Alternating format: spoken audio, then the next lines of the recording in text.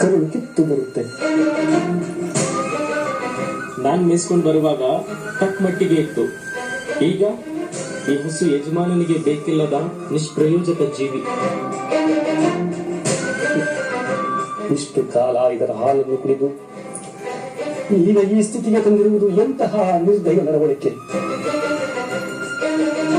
ಪಾಪ, ಈ ಮೂಕ ಪ್ರಾಣಿ ತನ್ನ ನೋವನ್ನು ಹೇಳಿಕೊಳ್ಳಲಾಗದೆ ಅದೆಷ್ಟು ಸಂಕಟ ಪಡುತ್ತಿದೆಯೋ ಏನೋ.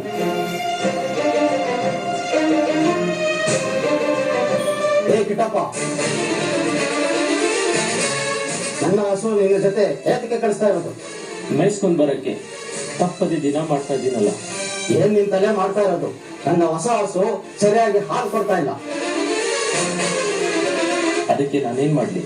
ನೀನೇ ಕದ್ದು ಹಾಲು ಕರೆದಿರಬೇಕು, ಇಲ್ಲ ಅಂದ್ರೆ ಸರಿಯಾದ ಕಡೆ ಮೇಯಿಸ್ತಾ ಇಲ್ಲ.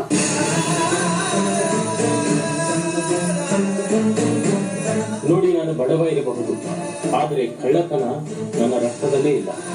ಆಹಾ, ಏನೋ ಮಹಾಸಭ್ಯಾಯವಂತ ಕಟ್ಟಿಗೆಟ್ಟವನು ಅಂತ ಏನೋ ಸಹಾಯ ಆಗಲಿ ಅಂತ ನನ್ನ ಹಸು ನಾನು ದೇಶಕ್ಕೆ ಹೇಳಿದ್ರೆ ಹಾಲೇ ಇಲ್ಲದಂಗೆ ಮಾಡಿದ್ದೀಯ. ಸ್ವಾಮಿ ಭಟ್ರೆ, ನಿಮ್ಮ ದನ ಕಾಯ್ಕೊಂಡು ನಾನು ಬದುಕ್ತಾ ಇದ್ದೀನಿ ಅಂತ ಹೇಳ್ಬೇಡಿ. ನನ್ನ ಕಾಯಕದಿಂದ ನಿಷ್ಠೆಯಿಂದ ಮಾಡಿ ಬದುಕ್ತಾ ಇದ್ದೀನಿ. ಹೀಗೆಲ್ಲ ಮಾತಾಡಿದ್ರೆ ನಿಮ್ಮ ಹಸುನ ನೀವೇ ಮೇಯಿಸ್ಕೊಳ್ಳಿ, ನಿಮ್ಮ ಸವಾಸನೆ ಬೇಡ. ಮಾತಿಗೆ ಮುಂಚೆ ನೀತಿ ಹೇಳ್ತೀರಾ, ಆಡೋ ಮಾತಲ್ಲಿ ಸಂಶಯವೇ ಇಲ್ಲ. ಮಾಡಿ ಇನ್ನೊಂದು ಮಾತನಾಡಿದ್ರೆ ಸುಮ್ಮನೆ ಇರಲ್ಲ. ನಾನು ಯಾರು, ನೀನು ಯಾರು ಅನ್ನೋ ಪ್ರಶ್ನೆ ಇರಲಿ. ನೀವು ಯಾರು ಅಂತ ನನಗೆ ಗೊತ್ತಿಲ್ವೇ? ನೀವು ಮೊದಲು ಬಾಯಿ ಮುಚ್ಚಿರಿ.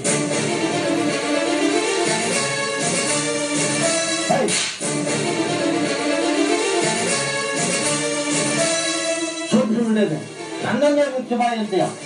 ಬರ್ತಾರೆ, ನಿಲ್ಲಿಸಿ. ಪಾಪ, ಅವನ ಮೇಲೆ ಯಾಕೆ ಕೈ ಮಾಡ್ತೀರಿ? ನೀವು ಹೋಗ್ರಿ ಸುಮ್ಮನೆ. ಅದನ್ನೆಲ್ಲ ಕೇಳಕ್ಕೆ ನೀವು ಯಾರು? ಭಂಡಾರಿ ಆದ್ರೆ ಅರಮನೆಗೆ, ನನಗಲ್ಲ.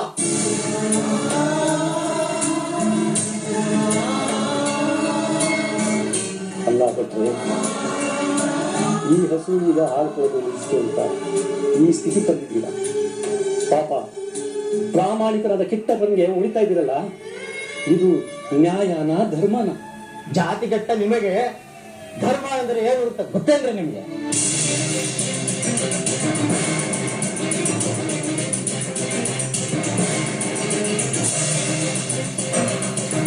ಭಕ್ತರೇ, ನಿಮ್ಮ ಧರ್ಮ ನಿಮ್ಮ ದೊಡ್ಡ ದೊಡ್ಡ ಸಂಸ್ಕೃತ ಶ್ಲೋಕಗಳಲ್ಲಿದೆ. ಅದೆಲ್ಲ ನಿಜವಾದ ಧರ್ಮ. ನಿಜವಾದ ಧರ್ಮ ನಮ್ಮ ಹೃದಯದಲ್ಲಿದೆ.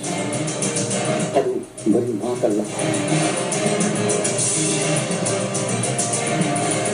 ನಮ್ಮ ನಡೆವಳಿಕೆಯಲ್ಲಿ, ಮಾತಿನಲ್ಲಿ ಅದು ವ್ಯಕ್ತವಾಗಬೇಕು. ದಯಾ ದಾಕ್ಷಿಣ್ಯ ಇಲ್ಲದೆ ಹೋದ್ರೆ ಅಧರ್ಮದಿಂದ ಏನು ಪ್ರಯೋಜನ? ದಯವಿಲ್ಲದ ಧರ್ಮ ಯಾವುದಯ್ಯ? ದಯವೇ ಬೇಕು ಸಕಲ ಮೂಕ ಪ್ರಾಣಿಗಳೆಲ್ಲರಲ್ಲಿ. ದಯವೇ ಧರ್ಮದ ಮೂಲವಯ್ಯ. ಕೂಡರ ಸಂಗಮನೆಂತೊಳ್ಳದಲ್ಲನಯ್ಯ.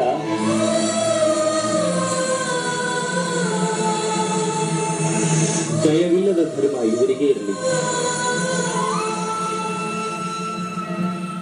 ಬನ್ನಿ ಅಣ್ಣ, ಹೋಗೋಣ. ನೋಡಿ,